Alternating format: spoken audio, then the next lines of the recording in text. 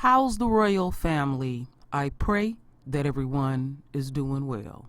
Well, my royal family, I was just, checking out the news, and I seen this. I said, Candace, Owens, and Cornel West? I was like, damn, now what is this all about? So I had to do my due diligence, my royal family. Now, I will put this article here, but I want to just read a bit of it because I'll give it all away. Candace Owens defends Trump as Cornel West easily points out his bombastic rhetoric. The conservative was on, where else? Fox News, with Harvard professor in a rare appearance for him, but could not be convinced that the president was anything less than brilliant. In an unlikely pairing, really, that no one saw coming this week, Lord Ingham, Fox News, I said false, yeah, we can say false, news show invited Harvard philosophy professor Dr. Cornel West to come on and have a debate with Blacksit movement founder. That ain't her shit. That bitch stole that, and we know it. Founder Candace Owens about President Trump's record with African Americans. This is the dig that I like. According to Real Clear Politics, Thursday night, Owens, who recently came under fire for claiming the real problem with Adolf Hitler were his visions of globalism. And they gonna keep bringing that up. Argued the case that Trump has actually benefited the African American community, despite being accused of racism himself. Now, before we get into this is the exchange that you're gonna see here is nothing more than a form of entertainment to the enemy. And we gotta stay sharp. And the way that you stay sharp is you stay close to your folks that's like mine, and will also challenge you too as well. We can't be slipping like this. We can't. And Cornel West knows how this system works. I'm on the fence with him sometimes, but I've always been on the fence with Cornel. There's some things that he say I agree with, and some things he say I disagree with. Now, as far as Candace Owens, she ain't nothing but a mechanical doll. She's trying to get a coin wherever she can get a coin, and she's full of shit. I'm gonna keep it core. I know folks like to come over here when I talk about her. I'm gonna keep it core. She say dumb shit to appease the enemy. Now, Cornel West should have had enough intellect that he's not gonna get through these people, and I would not let the enemy use me as a form of entertainment. So we got about a little over 11-minute video, and we're gonna listen to them banter back and forth. It's not just that Donald Trump is saying and doing racist things. He's also implementing policies that are hurting and impacting negatively communities of color. I don't think Donald Trump is doing an awful lot to appeal to African American voters. All the policy that he's put forward has been anti-people of color. Now, we hear those lines all the time, but here are the facts. Since President Trump took office, black unemployment has hit an historic low and currently sits at about 6.7%.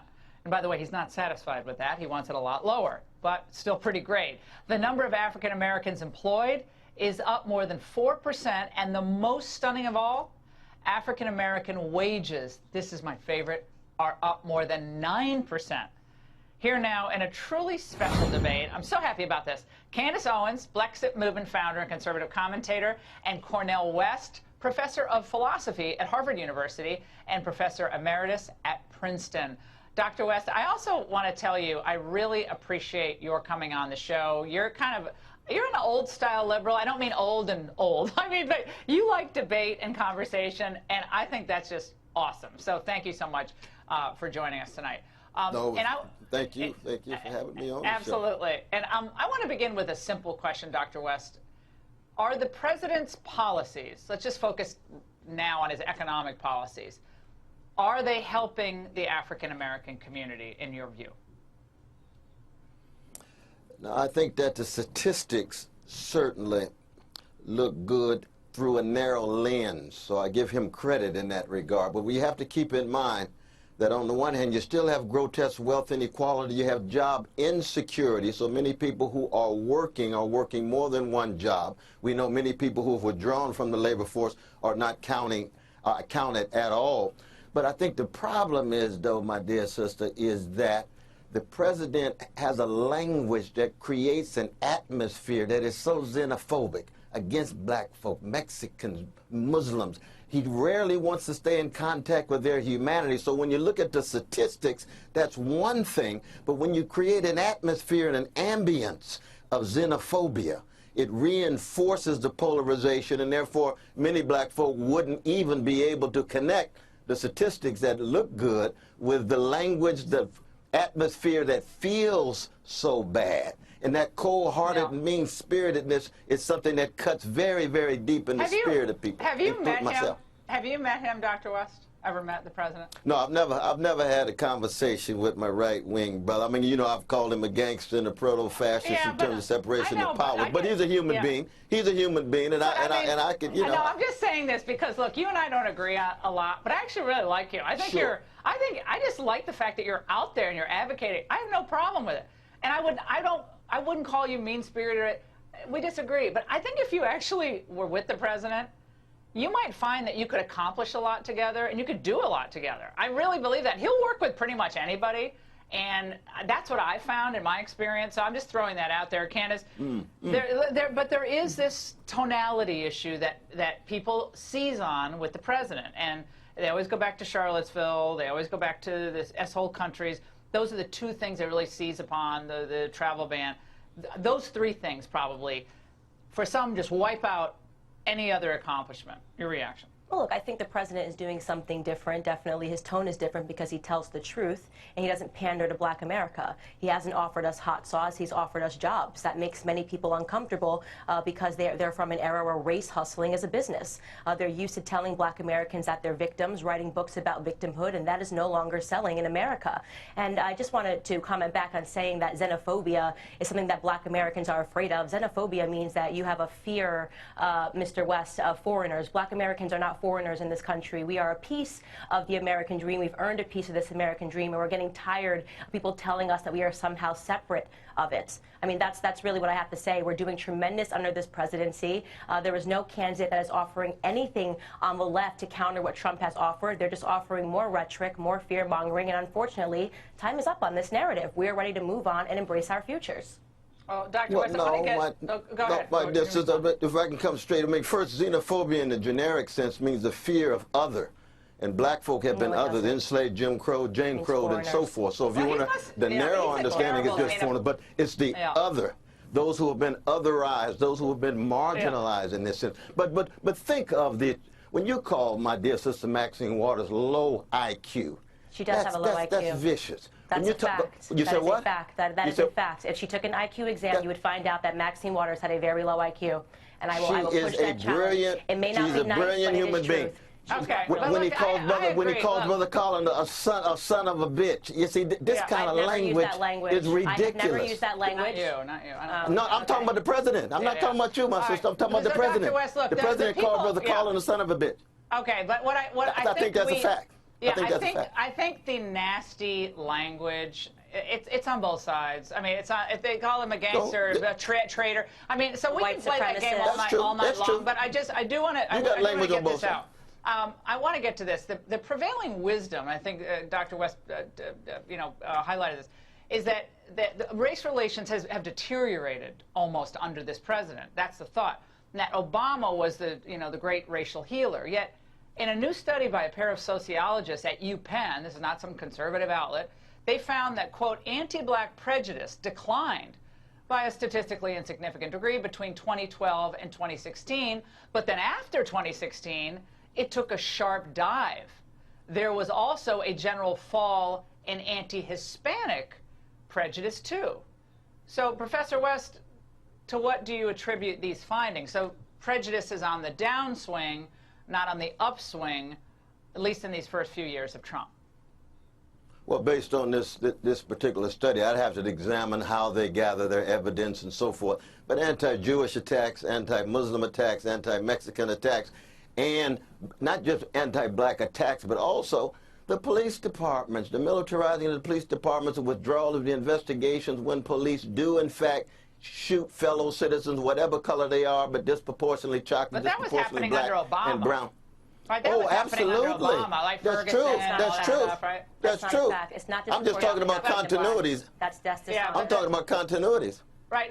I do want to share this. This was a moment that I think, again, going back to what Candace has worked on and spoken about, and what Dr. West, I think you two could actually be happy about together. Happened at the White House, I think it was last month, and it was an event commemorating the First Step Act. Let's watch. And I really thank you for signing that bill. When y'all passed this, I could have fell through the floor. I'm an example of a woman who has been given a second chance in life. And it's an experience that I never forget. 2 months ago, I was in a prison cell, and I'm in the White House. Let's continue to make America great again. Now, Dr. West, I mean, I don't think they were feeling xenophobia or mean-spiritedness. I think they actually found a president who was willing to work with people who really didn't even like him and didn't think he was probably going to accomplish much. And it got almost no coverage. I think we played it on our show, maybe a few other places, but it didn't get any coverage. What's your reaction to seeing that?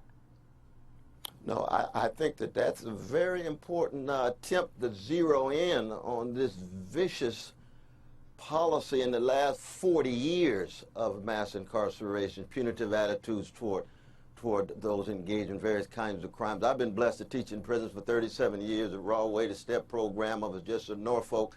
It's something that has an impact on the ground, and I'd give the president credit for that. It's not as if he has nothing to offer. It's just that the dominant orientation is still tied to what I'm critical of both parties. Because identity politics for me is milquetoast, neoliberal politics that don't talk about corporate power, don't talk about poverty, don't talk about militarism. But the Republicans still strike me as so cold-hearted, mean-spirited, and they're still tied to corporate power and Wall Street and won't hit poverty head-on. But when it comes to prison, when it comes to statistics, I give the president credit for that. But it's still small relative to what I'm looking for. I say it in neither both parties other than Brother Bernie Sanders, but that's another dialogue, as you know. Bernie Sanders. Well, we won't go into that right now. No, we won't go to that. But I have to go back to this idea of race relations under Obama, which I almost fell out of my chair in the CNN story that came out in October of 2016. They got worse. 54% of Americans said they got worse. Only 16% said they got better. This was at the end of the Obama administration. So as Cornel West said, you had Ferguson, you had Freddie Gray in Baltimore, you had all this stuff bursting out on the streets of America with the first African-American president in the White House, and that healing didn't seem to take place. Right. Look, at that point, I was on the left, so when Barack Obama first went into office, I was a liberal, and I changed my mind due to exactly what you're saying. He drove this nation apart. President Trump is bringing this nation together because what he is talking about is patriotism. Patriotism knows no sex, it knows no color, it knows no creed. The liberal media can ignore all the work that he's doing in Black America all they want. Every statistic in the world shows you right now that Black support for Donald Trump has doubled, and that is meaningful. And I'm telling you that by 2020, he is going to be the first president to crack the Black vote to the detriment of the Democrats. Hey, Professor West, I want to. Do you still do work in prisons? Do you still do it? Absolutely. Can I come with you? Can I come with you on one of your? You can come anytime you like. We're going to keep track of the humanity and rich imagination and intelligence of our brothers and sisters who are incarcerated to make sure they have a better chance to keep and make sure that they can unleash their potential. But I say to Sister Candace that I like her independence of mind. I think she's going off the wrong screen, most though. of the Get in the time. I box. fight for her right to be wrong in that regard. But I I'll fight for would your right wish to be that wrong she would have too, moved. Mr. West.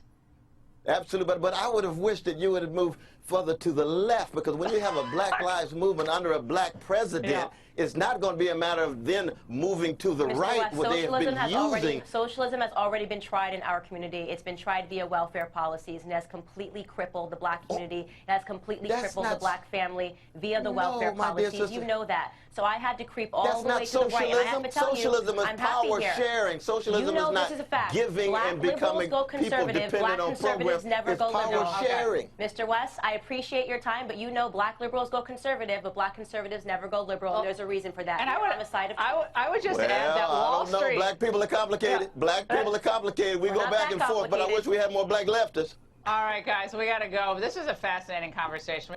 So, my royal family, again, don't ever let Esau use you as a form of entertainment. And like I said, I'm on the fence with Dr. Cornel West. He has enough life experience that he knows when he goes to Fox News, he knows what he's up against. He knows how the enemy gets down, and how did he think that he was going to put out something meaningful where it would be accepted in the arena that he was in. And he knows what Candace Owens is all about. You know, this ain't nothing but a hustle for her, a way for her to get some coins. And what I was thinking about as I was watching her, because she's on her way out, but they gonna use her in this election to get as many black votes as possible and stuff. And the other thing that I wanted to add, when they were showing that clip of black people who have been let out of jail or was some form of injustice, I don't give the enemy any praises or support. I will say thank you and that's it, but that's what they supposed to do. That is the right thing to do. So you ain't gonna get no whole bunch of brownie points from me and a lot of people from the royal family, because we understand what it's all about. So you let out a handful of black folks that's in jail, and we got I don't even have a number, hundreds of thousands of black folks across America languishing in jail on some trumped up charges. So they will go through the motions like, look at what we did here, and show a spotlight on that, and that's supposed to clear race relations. Donald Trump is racist to the motherfucking core. That is it, and that is all. And playing these games with our psyche about the unemployment, the employment rate amongst black folks is bullshit. I got 2 children that are college graduates, and one just lost her job because, and with her, my oldest daughter has 13 years experience, and the woman who hired her said she wasn't aggressive enough. My daughter is brilliant. And then my oldest son, he driving for Uber. So they too got their degrees, which I say is nothing more than some toilet paper and shit, and they can't even get their foot in the door. So don't come over here talking about, oh, black folks is working. And yes, I feel some kind of way, because ultimately I would want all of my children to have their own business, because I often speak of my youngest son. He's 22, and he's had his own business for 8 years. And I only invested $500 in it and stuff. But don't let the enemy play with you with numbers and all of that type of stuff. See, when we are dealing with the enemy, we have to put out the energy that I'm not your form of entertainment. You're not going to play with me with semantics and words and all of that. We're going to speak cold, hard facts. We're going to keep the shit real core. And they can't deal with core. I don't appreciate this shit. Our folks, some of our folks will never get it. Will never get it. Never ever get it. And to sit down with a dean back like that, she don't got no life experience yet. What she do is she go read stuff and regurgitate it. Sound like a robot. And then to disrespect Maxine Waters and say that she got a low IQ. Now, I'm not happy with Maxine Waters either.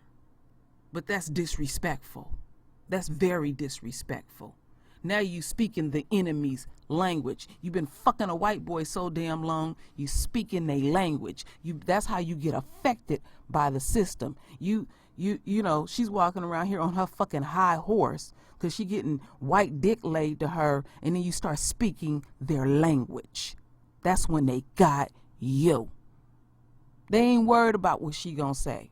She's not a threat, but how they look at you is as a traitor to your race. How I was taught by my master teacher, my father. He said, Kimberly, always stand very firm on your position. Speak truth. He said, they will never like you, but they will respect you because you are not going to waver in your position and you're not going to be a traitor to your people. You got to keep it core. Like I said, I live 80% of what I speak. I still got more to work on, but my talk ain't cheap. I invest in my family. My talk ain't cheap, and I'm not gonna go around telling the things that I do. We need to keep that private. Just have to take my word for it. But again and again and again, don't let the enemy use you in any form or fashion. Because see, they look at us in a sexual way, all kind of ways to gratify them and benefit them. We are a set apart people. And then you all swole up because you done laid down with the enemy and you don't know how special, how beautiful and divine you are. You don't fully realize what you are doing. We were blessed with gifts. So I had to speak on this. And I don't support none of them. Anybody that's new to this channel, I don't support either party. None. And all them other parties. None of them. I'm not a part of this system. I'm just existing in this system, and I stay out of it as much as possible. But when I see something that really gets me, really gets to my core, I'm going to speak on it. I'm going to keep it real core. I'm going to keep it real raw. I'm going to make you feel what I say. I'm going to touch you. I'm good at what I do. I thank the royal family for the ones that guide me and teach me. I'm still learning. And the ultimate goal when you are affected by the system, because I say it a lot, is to undo isms or whatever that thing is. And since I've been rendering my voice for the last 3 years on YouTube, there was some things that, and I still have some other things that I could recognize. And I say, wow, I've been affected like that. You don't have to talk to people about this. You can do a personal inventory within self, these things that you're working on. And don't beat yourself up, you know. It's a process. It's a whole process. As well as I have been trained in everything, I'm still affected by the system. But as long as I'm around my folks and listening to people that we think sort of alike, it really helps. That's why I take the time to read your beautiful divine words, because you're helping and ministering to me. So my royal family, is sort of a rant, but I had to speak on it because I was like, what? Them two? Wow, really? So anyway, my royal family, render your voice with your beautiful divine words. And as always, my royal family, I thank you for your love. I thank you for your support. And with that said, Ashe.